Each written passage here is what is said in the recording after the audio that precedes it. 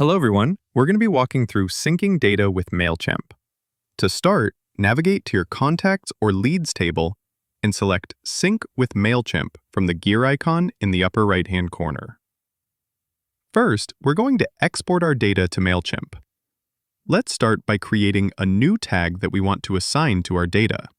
Then, we select our audience and the tag we just created. Now, we can either push our entire list or add a filter. In this instance, we are going to select all of our buyers, since that matches our segment.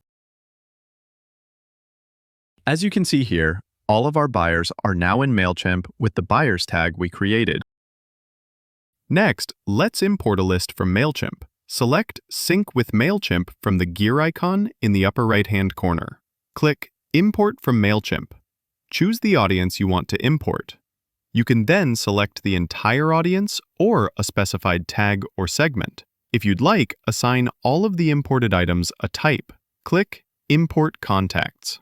And that's it.